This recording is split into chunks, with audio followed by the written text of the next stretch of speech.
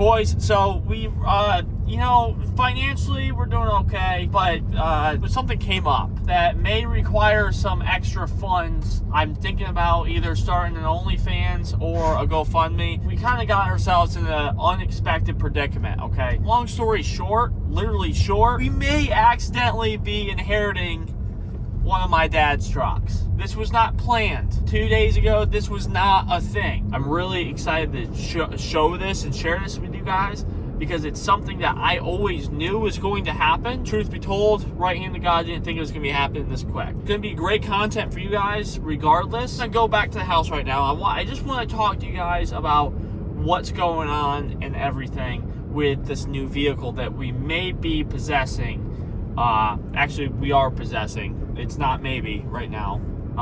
We are. Okay, get out. Hey, boys, we gotta go over something really quick. So get out of the truck. Guys, so over the course of the past, I don't know, 5 or so years, we've had a bunch of trucks in and throughout the channel. Obviously, a couple of them haven't really, you know, been a major part of the channel, but some of them haven't even seen the channel, honestly. We do have the big three. We have the Med Cab here, of course, absolute mint unit. We have the nearly 10 million view first gen, pretty much a cattle truck here. And we do have a small issue with this. Don't worry, I'll fix it, okay? We may have had a small issue with the horns, bull horns there. Show you the black truck, the absolute show unit in here, the truck that started Criminal Diesel, started pretty much everything. She's sitting decent, okay? This is where it kind of gets depressing, and I do plan on changing this here soon. 2004 Dodge Dakota. This thing used to be an absolute unit. She did have a coolant issue, and she has been sitting for nearly a year and a half. I haven't really had time for these next 3 trucks I'm going to be showing you guys. Very loved by me, but this truck has been the most problematic truck I've ever owned by far, times 10. This thing is an absolute problem child. To keep hopes up, I'll draw a smiley face. This truck actually made the channel a lot throughout the years. I don't know what I'm going to find up underneath here.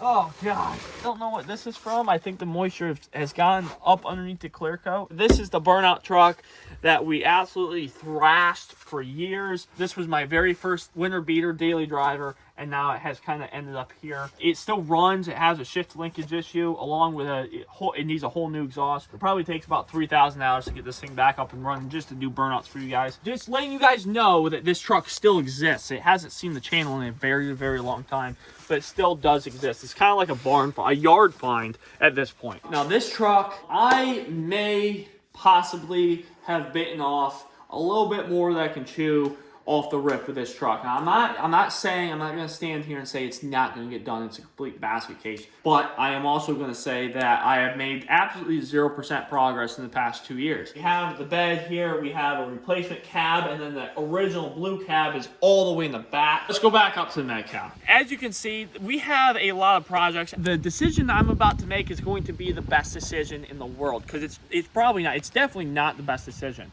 However, it absolutely needs to be done. 3 days ago, my dad posted this truck online without me knowing, without really anybody knowing, for sale. This truck has been in the family since brand new back in 1994. My dad bought it 2 years before I was born. I was born in 96. Me, my dad, and my brother used to go plowing in this truck. Way before my dad retired, he actually used this truck to do his side hustling, plowing driveways during the middle of winter. Like, this truck was a 100% plowing truck. It spent most of its time on the road in the snow with a plow in the front, plowing people's driveways out and absolutely getting work done in probably the worst way possible, because obviously you guys, if you guys know anything about the Rust Belt of the United States, we're like right in it. Unfortunately, this truck does suffer, and you guys will see it here in a minute. This truck does suffer slightly from that. However, I believe it has 41,000 miles on it, which is unbelievably low for a 1994. I don't know what that equals out to per year. In my opinion,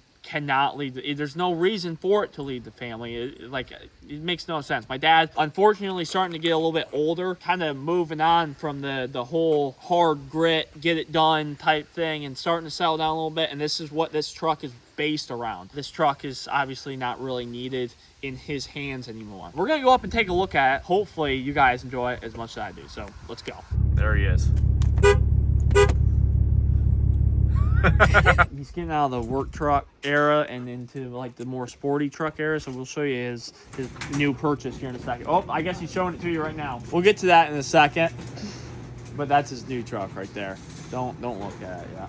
So he originally wanted to sell this before I told him I wanted it. He wanted to sell this and buy another one of those, I guess. He's probably still will.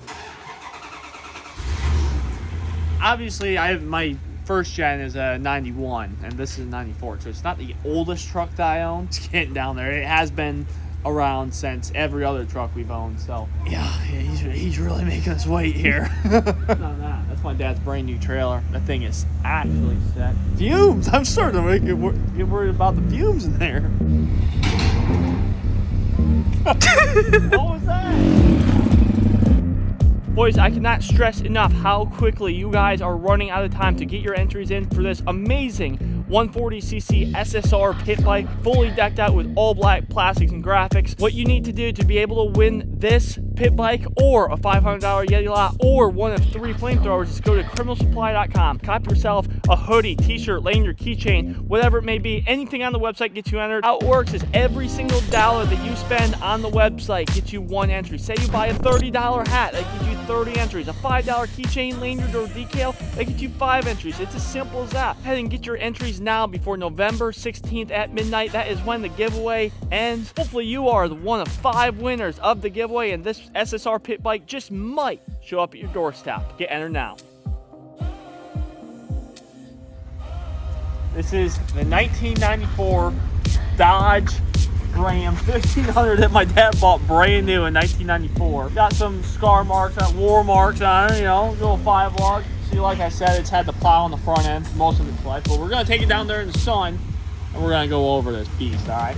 Keep her coming. Absolute mint rig here. Like I said, it is an almost exact match to the med cab. I think the silver is a little bit different. Get her in the sun. Oh yeah. It comes free with the plow. Are you kidding me? They're like brand new. Yeah, seats are brand new.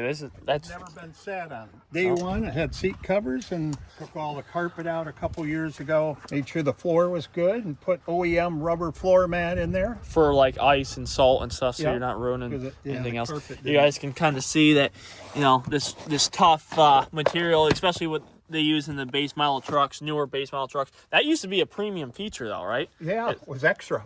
Yeah. Bought it brand new, right? Yep. 19 miles on it. It did. They drove it to a show and put it up at a farm. They had a whole bunch of trucks around the farm that they were, it was like an exhibit. Right, showing the newest model. We had a red one, all red, that we wanted until we seen this one. Said, nope, that's the one. So we took it for a drive and pretty much bought it right there. You bought it for what, 21.9, I think. $21,000. Yeah.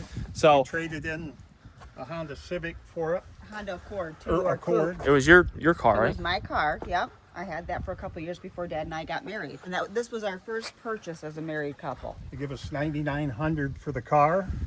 We paid the difference, $11,600, I think, and There she drove is. her away. So basically this truck, brand new, which obviously it would have looked a lot better. I mean, the paint would have been way better. I mean, really, the paint's actually not that bad. It just needs like a buff, really. A solid clear coat job, and this thing would be back to, I would say, probably 90%. It's not perfect, though. It has had its winners. Like I said in the intro, it has, you know, some undercarriage issues that need to be addressed, but obviously my dad is not really looking to get into any rust work. I'm past You were trying to get out of that body rust fill. I've work, done yeah. several body repairs on that, the cab, the upper fenders, but all put back, you know, welded and steel, so it's Yeah. not like it's all glass. Throughout the past couple of years, obviously, we've used it for fuel runs and stuff like that because it does have that fuel cell in the back. I mean, that's primarily what it is now. It pretty much just, it used to, how many driveways did it used to plow every year? Do you have any idea? It varied from 15 to 30. It paid for itself 4 or 5 times over. Yep, for Yeah. sure. I want to show you guys the odometer really quick because it is really low.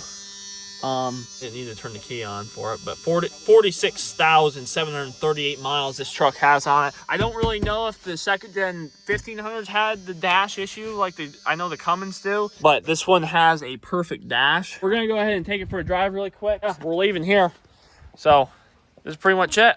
Yep. But Take her away. the point, yeah, it ain't going far, but No, I know. the plan is eventually, hopefully you guys will end up seeing this truck at shows, which I think would be the coolest part. Yeah. Retirement stage, kind of like my first gen is. My first gen used to be a hot shot truck to and from Florida, and that's where all the miles came from. On my first gen, it used to be a work truck, and now it's kind of like it goes to all these shows, and you guys see it in person. It's on YouTube and everything. So it's kind of the same plan with this, only it's a family truck, not a random truck that came out of a field. Go ahead and take it for a drive and kind of give you guys a rundown on it here. All right, so it's got the good old second gen zing here until the door's shut. Something going on, I don't know what it is quite yet. The four-wheel drive light is stuck on. I think it has something to do with the actuator and four-wheel. This truck needs some work, but we'll get to it. But fires right off like it's nothing. Needs new brakes. It's gonna need new brakes. It's gonna need new pretty much everything. Got the so, as you guys can hear, it is a little slacky on power. We're at 3,100 RPMs. Oh, that's neutral. That's my bad there. All right. I know for a fact my dad hasn't really taken the best of care, and it's kind of his fault, kind of not. Like I said, it was a work truck. It was a serious work truck. In the winter, it was beat. I mean, the winter ate it alive pretty much. So I know the mileage is low. How old is it? It's 25, 20. The truck is 29 years old now. I'm not going to give any false accusations of exactly what we're going to do with this truck. I know we're going to try our best to keep it on the road and moving. Hopefully down the line we can actually seriously help this truck.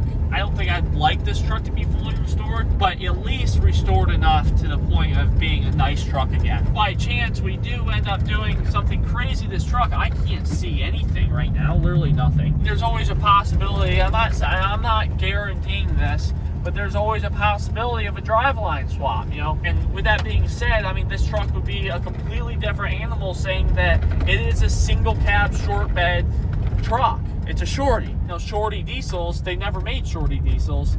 So with it, if we did end up going that route, it would be way more desirable than what it is currently. And it would be honestly pretty, like no short of words, badass. Cross that road when/if we get to it. Hopefully you guys like this truck enough to keep it around, and we'll kind of see where it goes. I know you guys are probably expecting me to beat the absolute hell out of this thing right now, and unfortunately right now it's just not gonna happen.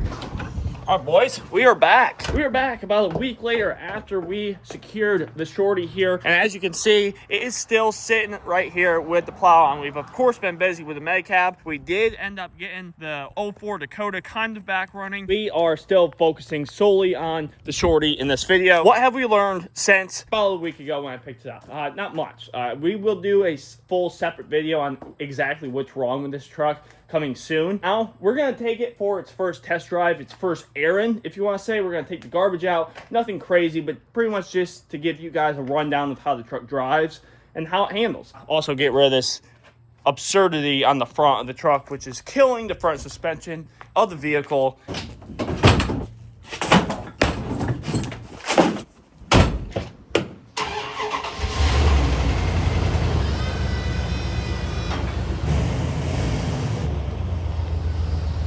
Tell you what, so far you can feel that plow on the front of this thing. I have a fairly new road right here, but when this thing is on some rougher terrain, I mean, that plow jerks the front end up and down. Those front springs are pretty much compressed fully. Up on the brakes pretty hard here, and it definitely needs a new set of brakes for sure. And we're gonna be taking this dirt road just to keep her off the main. Big old semi honker coming up there. Yep.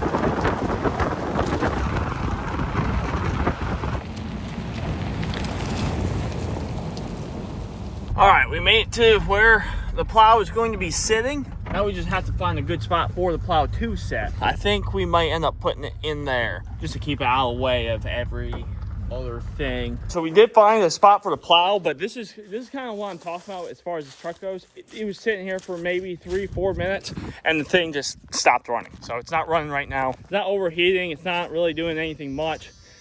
From the history of this truck, this thing should fire right back up. Hopefully it does. Yep. So it's back to life. I don't really know why it dies out of nowhere like that. I do smell transmission fluid, so it's definitely a leak in training fluid somewhere.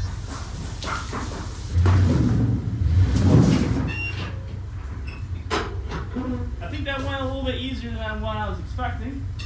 So yeah, plow should be off the truck, hopefully.